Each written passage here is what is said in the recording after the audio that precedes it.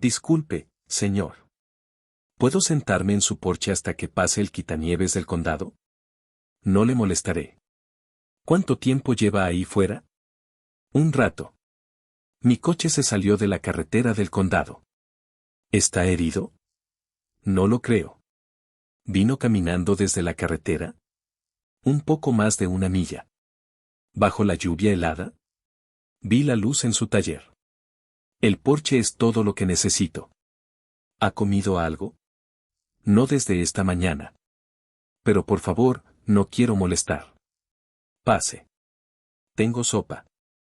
Oh, no vi a su hijita dormida junto a la mesa. No debería entrar en el taller de un desconocido con su hija allí. ¿Papá? Estoy aquí, Lucy. Esa señora está temblando. Lo sé. ¿Puedo traer la manta azul de mamá? Sí. Tráigala. Señor, de verdad, ¿puedo esperar fuera? No, señora, no puede. Pase. Ese era Vincent Rowan. Un padre soltero viudo con $186 en su cuenta corriente, 2 pagos de hipoteca atrasados y una hija de 7 años durmiendo a 3 metros detrás de él. La ciudad ya estaba intentando comprar el taller que les proporcionaba alimento. Un contratista aún le debía a Vincent $1,200. La última comida completa en su refrigerador estaba destinada a durar todo el fin de semana, y acababa de invitar a entrar a una anciana desconocida cuando apenas podía proteger a lo que quedaba de su propia familia. Lucy regresó con una manta azul descolorida que su madre había tejido antes de morir. La mujer la aceptó con ambas manos.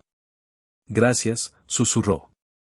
Vincent acercó una silla de madera al calefactor y calentó un paquete de sopa de pollo en el pequeño hornillo cerca de su mesa de trabajo. Nada caro, nada casero. Pero la mujer sostuvo la taza caliente como si alguien le hubiera entregado algo preciado. Se llamaba Eleanor. Vincent no le preguntó su apellido. Una mujer de su edad acababa de caminar más de 1,5 kilómetros tras resbalar y caer en una zanja. Su abrigo estaba empapado. Sus labios empezaban a perder color. Vincent necesitaba saber si podía respirar bien y si se había golpeado la cabeza. Todo lo demás podía esperar. Mientras él llamaba a la línea de no emergencia del condado, Eleanor notó el plano extendido bajo su lámpara de dibujo, Ironwood Landing, desarrollo Shomorerian. Apretó los dedos alrededor de la taza. Vincent vio su reacción. No dijo nada. El operador confirmó que ambas carreteras de acceso a Marrow Creek estaban cerradas. Las grúas llevaban horas de retraso. Ningún agente podía llegar a la casa de forma segura esa noche. Le dijeron a Vincent que mantuviera a Eleanor abrigada y que estuviera atento a cualquier confusión, somnolencia inusual o cualquier señal de que hubiera dejado de temblar. Así que Eleanor se quedó.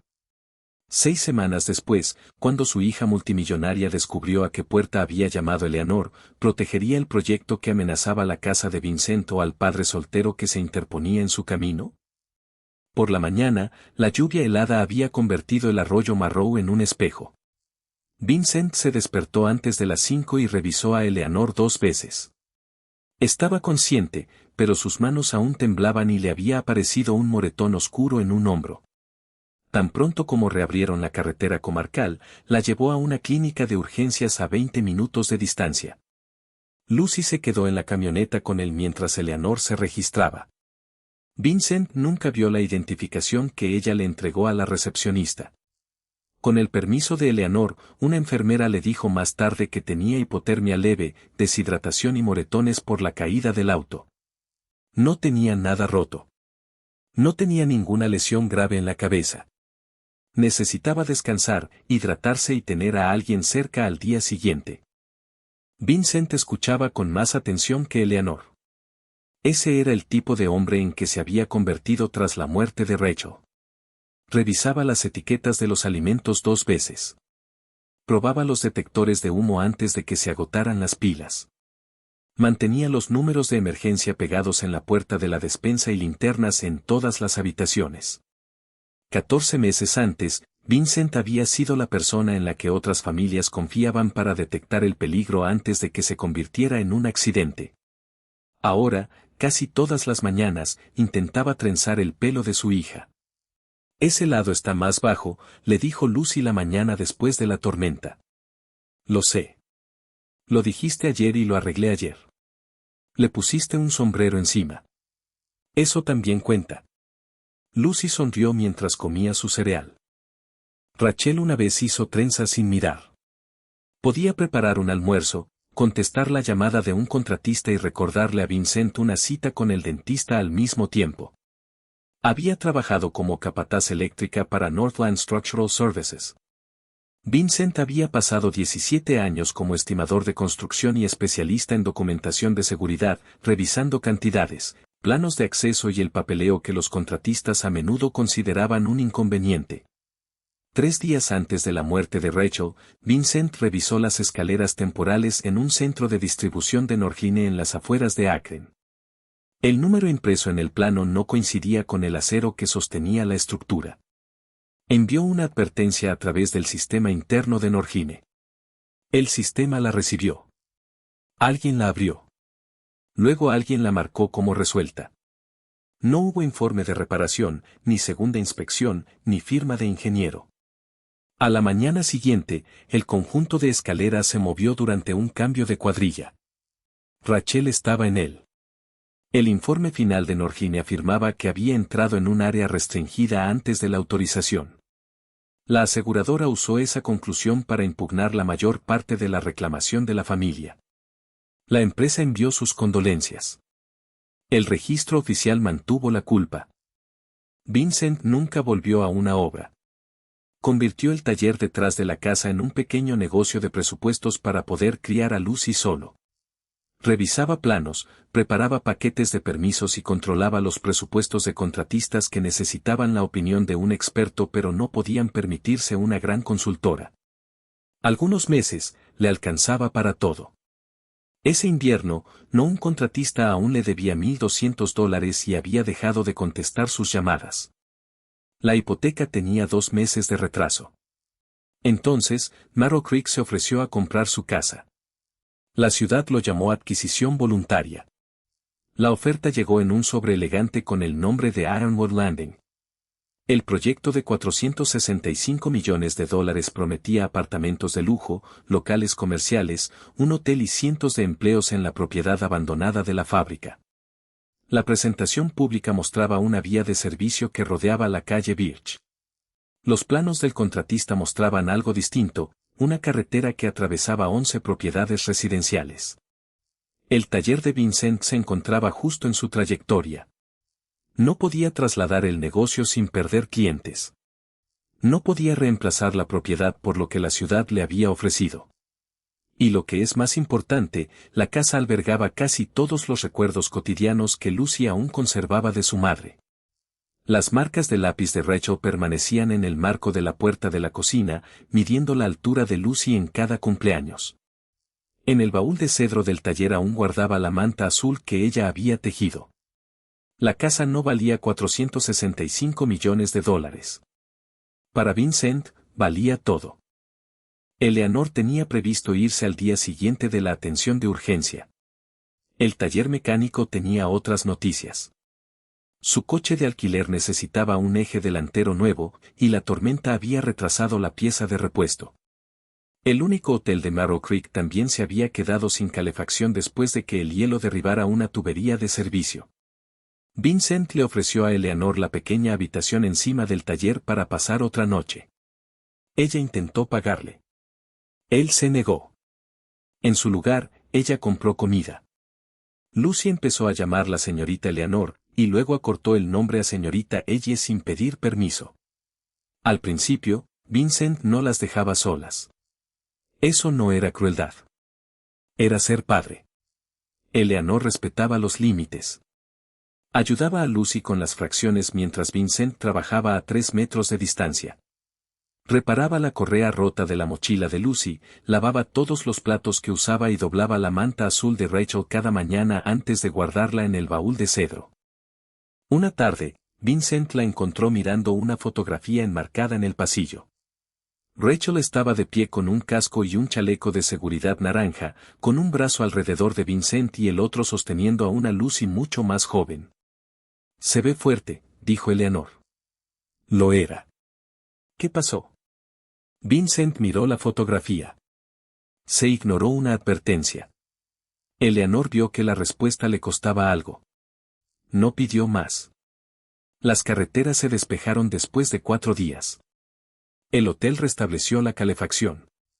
Eleanor podría haberse marchado del pueblo. En cambio, alquiló una modesta habitación amueblada encima de una farmacia a 2 manzanas. Seguía yendo a casa de los Rowan casi todas las tardes, en parte porque Lucy la esperaba, en parte porque Eleanor se había interesado por los documentos de Ironwood esparcidos sobre la mesa de Vincent, y en parte porque, después de años de hablar con su propia hija a través de asistentes y mensajes sin respuesta, había encontrado un hogar donde la gente ponía un plato extra en la mesa sin preguntar qué podía ofrecer a cambio.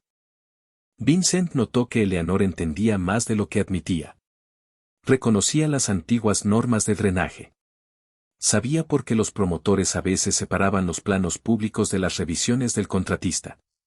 Podía leer el lenguaje de un acuerdo de reurbanización y percibir lo que intentaba ocultar. Pero nunca tomó el control del trabajo. El descubrimiento pertenecía a Vincent. Una pequeña empresa de excavación le había enviado un plano del contratista y le había pedido que estimara los costos de drenaje. El plano tenía el mismo número de permiso que el plano mostrado a los residentes de Birch Street, pero los planos no eran iguales. La versión pública enviaba camiones pesados alrededor del borde norte de la antigua propiedad de la fábrica. La versión del contratista los desviaba a través de 11 casas. La versión pública mostraba un sistema de drenaje más pequeño. La versión del contratista requería casi el doble de capacidad. Entonces Vincent revisó el informe de suelos. El ingeniero había certificado las condiciones del terreno 3 días antes de que supuestamente se tomaran las muestras. Un plan podía tranquilizar al vecindario. El otro podía hacer que el desarrollo fuera rentable. No podían ser ambos válidos. 2 semanas después de la tormenta, Marrow Creek celebró su primera audiencia pública sobre Ironwood Landing. El concejal Derek Sloan se sentó en el centro de la larga mesa. Tenía 52 años, el pelo canoso, medía con cuidado cada palabra y casi nunca se enfadaba visiblemente. Derek no amenazaba a la gente. Les explicaba las cosas hasta que la resistencia parecía irracional. Habló de revitalización, aumento de impuestos y transición responsable. Calificó el desplazamiento de familias como consolidación de propiedades. Llamó a las ofertas de compra bajas oportunidades de participación temprana. Cuando se anunció el nombre de Vincent, Derek echó un vistazo a las notas que tenía delante. Sabía que Vincent había rechazado la oferta de la ciudad. Vio a un viudo con una chaqueta marrón remendada que trabajaba solo detrás de su casa. No vio al hombre que había pasado 17 años encontrando fallos antes de que se vertiera el hormigón. Vincent colocó el plano público debajo de la cámara de la sala. Luego colocó la versión del contratista a su lado. ¿Cuál aprobó la ciudad? Derek siguió sonriendo. Los documentos técnicos se revisan a medida que avanzan los proyectos. Vincent señaló la calle Birch. Un plano mantiene la carretera al norte de estas casas. El otro elimina las 11. El propósito del proyecto no ha cambiado. El terreno que se está expropiando sí. Un murmullo recorrió la sala. Vincent mostró las cifras de drenaje y las fechas del informe de suelos. Mantuvo la explicación simple. Un plano se había mostrado al público. Otro plano diferente se había enviado a los contratistas. Las firmas no coincidían con el trabajo. El ingeniero municipal solicitó ambos documentos. Después de 12 minutos de consulta en voz baja, el consejo pospuso la votación por 45 días. No fue una victoria. Era el momento. Afuera, los residentes se congregaron alrededor de Vincent. Algunos buscaban tranquilidad. Otros querían saber si la ciudad aún podía obligarlos a vender. Vincent no prometió lo que no podía garantizar. Lo único que demostramos es que alguien tiene que explicar los planes, dijo. Ahora veremos si lo hacen. Eleanor esperaba cerca del pie de las escaleras. Detuviste una votación de 465 millones de dólares con 2 hojas de papel. La retrasé. Esas familias solo ganaron 45 días más. Vincent volvió a mirar el edificio abarrotado. Eso importa. Para el lunes por la mañana, el sistema había respondido. Un inspector municipal llegó al taller de Vincent con un portapapeles y una denuncia impresa. El permiso para operar desde casa fue suspendido. El inspector citó un panel eléctrico que había pasado la inspección 3 años antes. Una nueva clasificación de ocupación y requisitos de accesibilidad normalmente se aplicaban a los negocios que recibían clientes sin cita previa. Vincent no tenía clientes sin cita previa. La multa fue de 3.650 pesos. Las mejoras estimadas eran de 28.400 pesos. Podía apelar. La apelación podría tardar 3 meses. Hasta entonces, no podía operar legalmente desde el taller. 2 clientes cancelaron sus contratos en 48 horas. Ambos habían recibido mensajes que afirmaban que el negocio de Vincent estaba bajo investigación. Para el final de la semana, su saldo disponible había caído por debajo de los 100 pesos. Ese viernes, Lucy bajó las escaleras con un sobre blanco cubierto de estrellas moradas. Contenía el dinero que había ahorrado para una excursión escolar al Museo de Ciencias de Columbus. No tengo que ir, dijo. Vincent cerró el sobre y se lo devolvió. No te corresponde pagar esa factura. Pero necesitas dinero.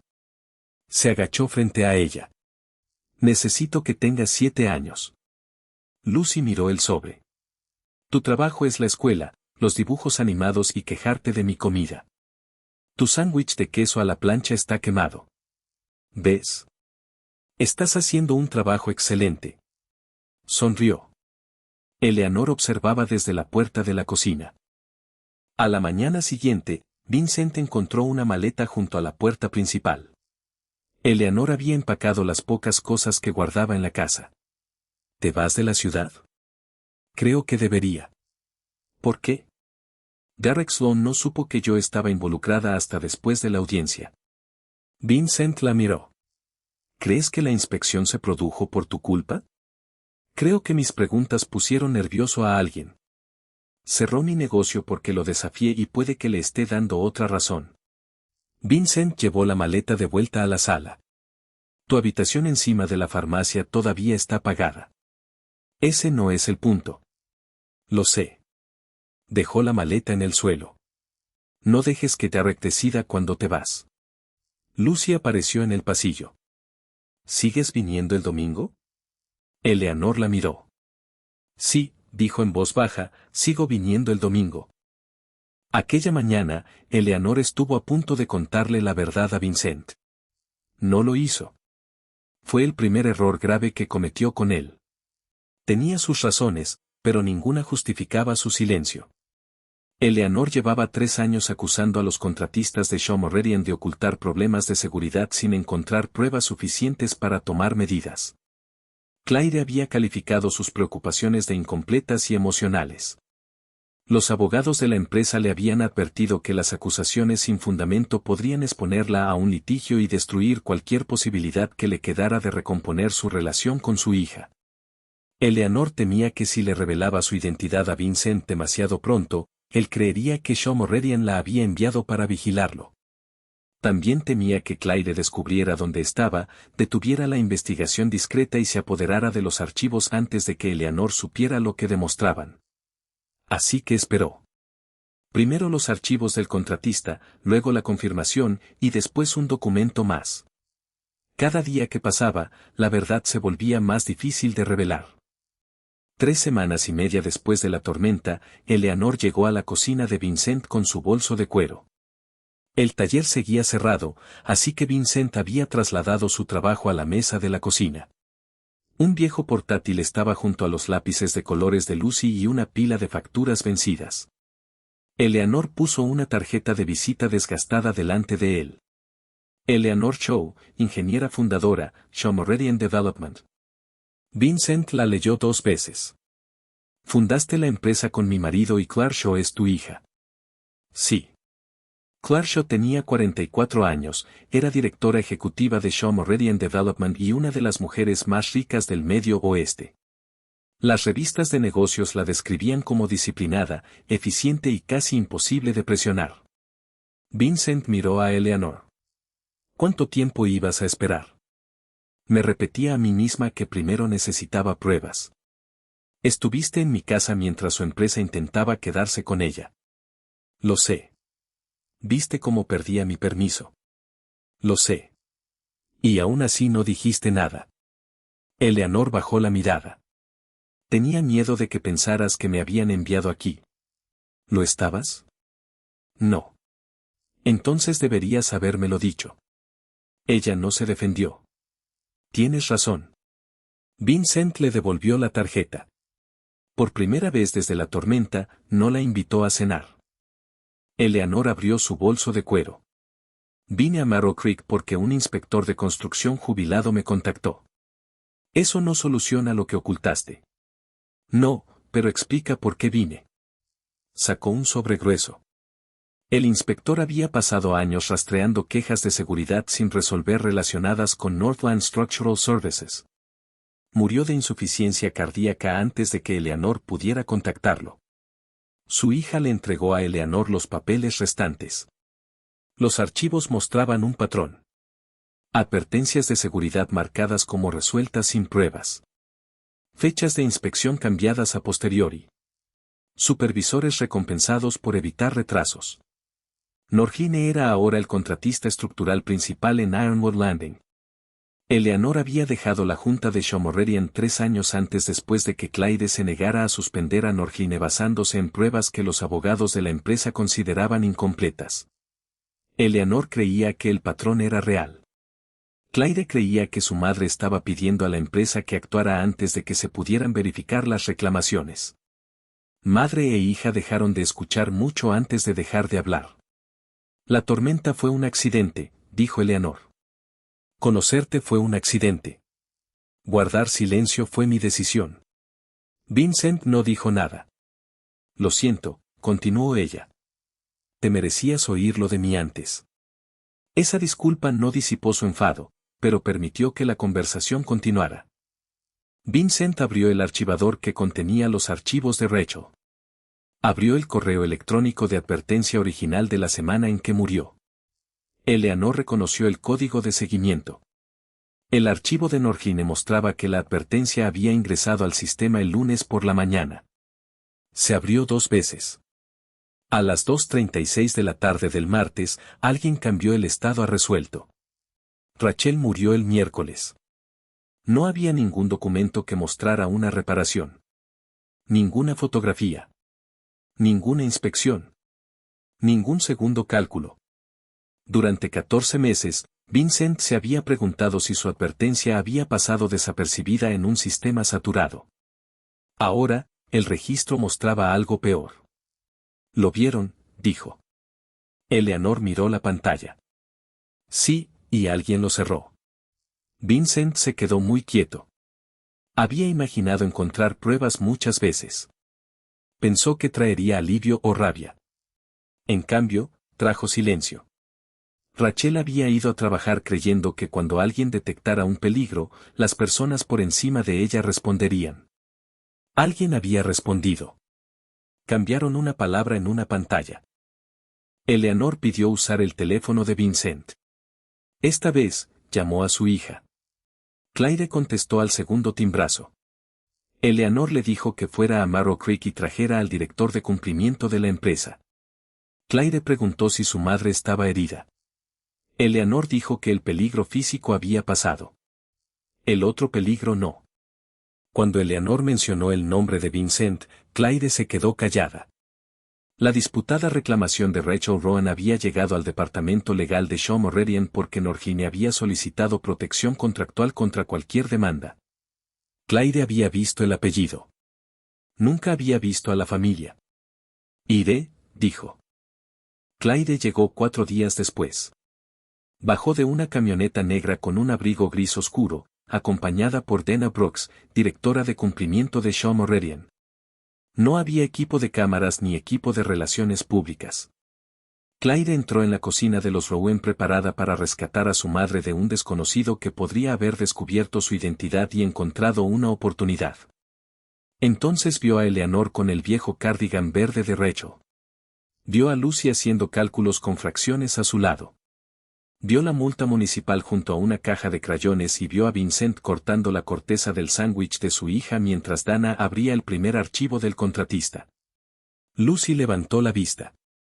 ¿Es usted la hija de la señorita Elle? Claire dijo que sí. Tenía mucho frío esa noche. Lucy volvió a su hoja de trabajo.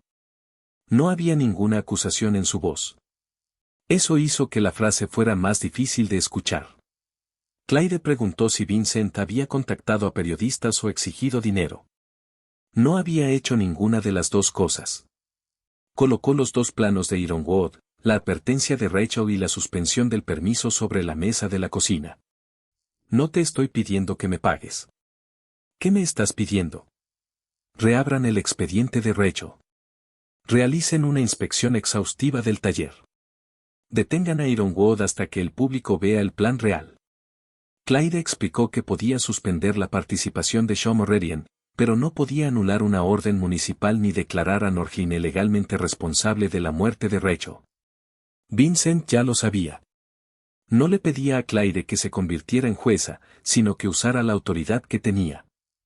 Dana comenzó a preservar los registros de la empresa esa tarde. La primera revisión confirmó el código de seguimiento y la hora de cierre. También identificó las credenciales del empleado utilizadas para cerrar la advertencia de Vincent. Pertenecían a Martin Kessler, director regional de operaciones de Norgine. Kessler ahora supervisaba a Ironwood Landing. Pero la evidencia no era completa. Claire quería que la investigación se manejara en privado. Propuso suspender a Norgine, reabrir el reclamo de Rachel y negociar con Marrow Creek antes de hacer una acusación pública. Podemos detener el daño sin anunciar hallazgos que no hemos terminado de verificar, dijo. Vincent la miró. ¿Quieres mantener esto dentro de la empresa? Quiero verificarlo. ¿Y las familias que pierden sus hogares? Estarán protegidas mientras revisamos los registros. Vincent echó un vistazo al aviso de cierre junto a los crayones de Lucy. Se les dijo eso antes de que comenzara la inspección. Claire se puso tensa. ¿Crees que vine aquí para ocultar esto? Creo que todavía quieres controlar la historia. Claire no respondió. Por primera vez, Eleanor no se interpuso entre ellos. La investigación continuó durante los siguientes 9 días. Dana emitió una orden de retención de pruebas. Un abogado externo extrajo los registros de correo electrónico archivados. Un perito contable revisó los pagos de participación pública del proyecto. Vincent comparó las fechas de inspección con los registros de propiedad y las denegaciones de adquisición. El trabajo no produjo una confesión inmediata. Faltaban algunos correos electrónicos. Varias facturas parecían legítimas hasta que los contables solicitaron el trabajo que las respaldaba. Un supervisor de Norgine afirmó que el plan del contratista nunca había estado destinado a la construcción. Entonces Vincent encontró un cálculo de giro de camiones adjunto a un paquete de licitación privada. Utilizaba la carretera en disputa a través de Birch Street. La empresa no solo había trazado la segunda ruta, sino que había presupuestado el proyecto en función de ella. La evidencia creció pieza por pieza. 11 casas se ubicaban a lo largo de esa ruta. Los 11 propietarios habían rechazado ofertas de compra. Las 11 propiedades fueron inspeccionadas en un plazo de 6 semanas. Ningún otro vecindario en Marrow Creek recibió una aplicación de la ley comparable. Entonces el contable encontró $172,000 en pagos de consultoría comunitaria a Sloan Civic Strategies. La empresa pertenecía al cuñado de Derek Sloan. Existían las facturas, pero cuando los abogados solicitaron informes, actas de reuniones o trabajos terminados, no se pudo presentar ninguno. Claire aún dudaba en publicar los resultados antes de que concluyera la revisión externa. Entonces Derek hizo su movimiento final. Al comenzar la sexta semana, Marrow Creek publicó una orden de cierre temporal para el taller de Vincent, alegando un posible riesgo eléctrico. El panel no había cambiado desde la inspección anterior. Un sitio web local publicó una fotografía de Eleanor entrando en la casa de Vincent y lo acusó de manipular a la anciana madre de un multimillonario. Su dirección aparecía debajo del artículo. Lucy se quedó en casa sin ir a la escuela después de que unos desconocidos comenzaran a pasar lentamente en coche por la propiedad. Clyde le ofreció seguridad privada y una suite de hotel. Vincent aceptó la seguridad fuera de la casa, pero rechazó el hotel. No voy a trasladar a Lucy solo porque alguien haya publicado una mentira. Esa tarde, Derek se comunicó con la oficina de Clyde. Habló con cuidado. Su mensaje grabado decía, una vez que la presión por el cumplimiento haga que la operación continua sea impracticable, el señor Rowan podría ser más receptivo a la oferta de adquisición. Creo que la situación aún se puede manejar si Shaw Morredian mantiene su compromiso. Por sí solo, el lenguaje sonaba administrativo. Pero junto con las inspecciones específicas, la orden de cierre y los pagos a su familiar, el significado era claro. Derek ya esperaba que la presión funcionara. Clyde estaba sentada a la mesa de la cocina de Vincent mientras Lucy coloreaba una casa con 4 personas de pie frente a ella. Durante años, Clyde se había dicho a sí misma que no podía leer personalmente cada informe ni supervisar a cada contratista. En parte era cierto. Lo que no había admitido era que Shaw Morredian recompensaba a quienes evitaban retrasos y trataba las advertencias como obstáculos. Había construido un sistema en el que el silencio era rentable. Pensaba que escalar significaba confiar en la gente que estaba por debajo de mí, dijo. Tienes que confiar en ellos, respondió Vincent. ¿Entonces qué debería haber hecho? Asegurarme de que decirte la verdad no los castigue. Clyde miró la fotografía de Rachel. No es tan simple. No. ¿Cómo sabes que habría cambiado algo? Vincent miró el taller cerrado a través de la ventana de la cocina. Porque el silencio fue la causa de la muerte de Rachel. Esa noche, Clyde informó a la junta directiva de Shaw Morredian que la empresa se retiraría del acuerdo actual de Ironwood, suspendería Norgine y cooperaría con la investigación ética de la ciudad. Sus abogados le advirtieron que una declaración pública podría exponer a la empresa a un litigio. Clyde lo entendió. También comprendió que corregir todo en privado perpetuaría el mismo desequilibrio que había permitido el daño. Vincent había llevado la verdad a un ámbito público porque nadie con poder la había escuchado en privado. 6 semanas después de que Eleanor llamara a la puerta del taller, el ayuntamiento de Marrow Creek estaba abarrotado. Los residentes se agolpaban contra las paredes. Los periodistas locales ocupaban la última fila.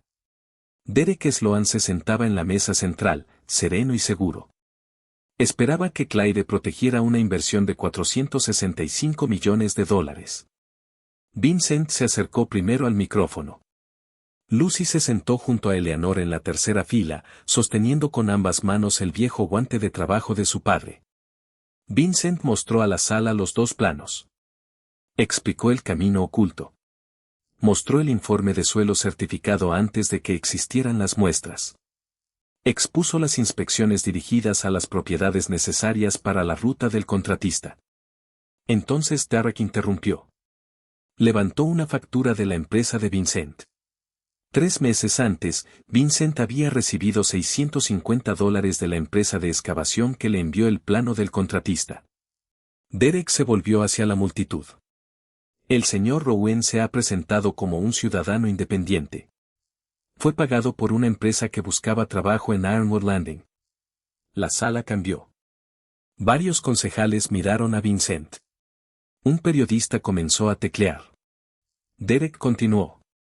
Recibió un contrato con una empresa privada porque quería realizar trabajos relacionados con este proyecto. Sus objeciones surgieron solo después de que dichos trabajos no se concretaran. Por primera vez esa mañana, Derek pareció haber encontrado una salida. Vincent no negó la factura. La empresa me pagó para estimar las cantidades de drenaje, dijo. Así fue como recibí el segundo plano. ¿Entonces tenías un interés financiero? Tenía un trabajo de $650 y querías más. No. Derek se recostó. Esa es tu declaración. Vincent colocó la solicitud original por correo electrónico debajo de la cámara. La empresa de excavación le había pedido que presupuestara el plano porque no coincidía con los documentos públicos. La fecha era 9 días antes de que Vincent supiera que su propiedad se encontraba en la ruta del contratista. Entonces, mostró el presupuesto. Al pie, Vincent había escrito, no se fíe de las cantidades hasta que se resuelva el conflicto del plano del permiso. Había advertido al contratista antes de hablar en el ayuntamiento. Aún así, Derek insistió. Estos son documentos privados proporcionados a través de un licitador. La ciudad nunca ha confirmado que esta ruta haya sido aprobada. Fue entonces cuando Clyde se puso de pie. La expresión de Derek se relajó un poco. Creía que la persona con más dinero en la sala protegería el trato. Clyde se acercó al micrófono. Mi empresa ha confirmado que la segunda ruta estaba incluida en el paquete de licitación del contratista Shaw Morrerian. La sala quedó en silencio. No se trataba de un boceto no autorizado. Se les pidió a los contratistas que presentaran un presupuesto. La breve ventaja de Derek se desvaneció. Clyde se presentó como directora ejecutiva de Shaw Morrerian Development. Confirmó que su empresa no había ordenado las inspecciones de la propiedad de Vincent. Luego, reconoció la verdad más profunda. Nuestra inversión creó la influencia que hizo que esas inspecciones fueran útiles. Anunció que Shaw Morrerian se retiraba del acuerdo actual de Ironwood. Todos los contratos de Norgine quedaron suspendidos. La empresa proporcionaría sus registros a los investigadores independientes y a las autoridades estatales correspondientes. Clyde no alegó inocencia. Dijo que Shaw Morrerian había premiado la rapidez sin proteger adecuadamente a las personas que informaron sobre los riesgos. Dana distribuyó los registros de pago que vinculaban la cuenta del proyecto con el familiar de Derek. Luego, Clyde reprodujo el mensaje grabado de Derek. Una vez que la presión del cumplimiento haga que la operación continua sea impracticable, el señor Rowan podría ser más receptivo a la oferta de adquisición. Derek calificó el mensaje como una discusión rutinaria sobre las circunstancias regulatorias. El abogado de ética de la ciudad se puso de pie. Ella confirmó que Derek no había revelado el interés financiero de su familia en Sloan Civic Strategies. También confirmó que las solicitudes de inspección se habían originado a través de comunicaciones relacionadas con su oficina de desarrollo. El consejo destituyó a Derek como presidente del comité de desarrollo. Se le prohibió participar en cualquier decisión de Ironwood. Las multas y la orden de cierre de Vincent quedaron suspendidas a la espera de una inspección independiente. El acuerdo de reurbanización quedó en suspenso. Las pruebas se remitieron a la Comisión de Ética de Ohio y al fiscal del condado. Derek no fue arrestado dentro de la sala. Ningún juez declaró el caso cerrado esa noche.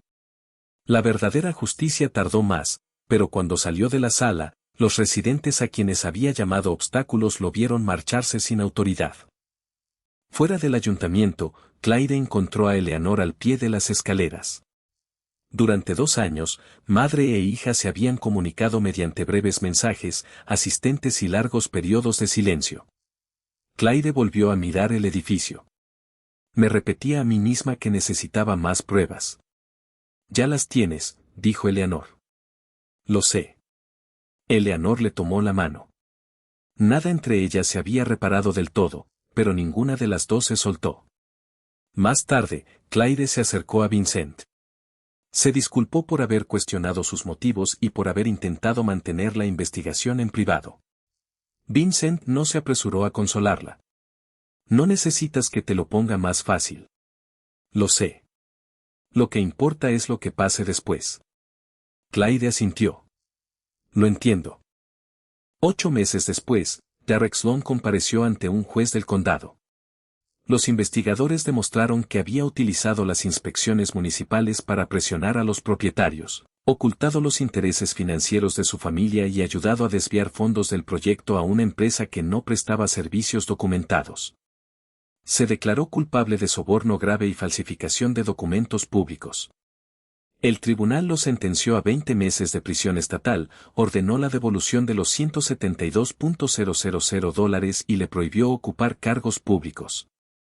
Antes de la sentencia, Derek hizo una breve declaración: elegí a Denson Rowan porque creí que su dolor lo hacía más susceptible a la presión. Sabía que su hija dependía de ese taller. Lo llamé reurbanización porque sonaba mejor que admitir lo que estaba haciendo. Había reconocido su error. Eso no borró la consecuencia. La inspección independiente determinó que el taller de Vincent era seguro. La ciudad le restituyó el permiso y le devolvió la multa. El caso de Rachel se reabrió después de que los investigadores confirmaran que Norgine había cerrado la advertencia sin la documentación correctiva. Su nombre fue eliminado del informe que la culpaba de entrar en una zona insegura. Más tarde, Vincent abrió Rowan Safety and Estimating. No era una empresa grande. 2 empleados, 3 escritorios, un letrero nuevo sobre la antigua puerta del taller. Eleanor alquiló una casita a 3 cuadras. Recogía a Lucy de la escuela 2 veces por semana y guardaba la manta azul de Rachel doblada sobre el respaldo del sofá. Clyde empezó a visitar Marrow Creek los domingos. Al principio, venía por Eleanor. Luego se quedaba a cenar. Ella y Vincent no se enamoraron rápidamente. Discrepaban demasiado a menudo para eso. Clyde creía que algunos proyectos podían reconstruir pueblos en apuros. Vincent creía que ningún proyecto merecía confianza sin rendición de cuentas. Pero ninguno de los dos se marchó cuando la conversación se tornó incómoda. Eso era nuevo para ambos. Una tarde de primavera, la escuela de Lucy organizó una función. Vincent llegó temprano y se sentó junto a Eleanor en la segunda fila. Eleanor notó que quedaba una silla vacía a su otro lado. No dijo nada. Las luces se atenuaron. Los niños subieron al escenario. Justo antes de que la maestra levantara las manos, Clyde entró por la puerta trasera. Sin chofer, sin asistente. Llevaba 2 vasos de café de papel. Se detuvo junto a Vincent. ¿Está ocupado este asiento? Él miró la silla vacía. Lo reservé. Clyde se sentó. En el escenario, Lucy los encontró entre el público. Sus ojos se movieron de Vincent a Eleanor, luego a Clyde. Sonrió tan ampliamente que se perdió la primera nota. Después de la función, los 4 caminaron hacia el estacionamiento. Lucy tomó la mano de Eleanor y habló sin parar. Luego miró a Clyde. ¿Vienes el domingo también? Clyde miró a Vincent. No respondió por él. Vincent le quitó una de las tazas de café. Te guardaré un asiento. Clyde cambió la vida de Vincent al elegir la verdad cuando el silencio la habría protegido.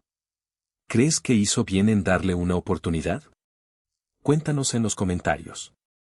Y si crees que los padres silenciosos merecen historias donde el coraje, la familia y la integridad siguen siendo importantes, suscríbete a Soul Dad Stories.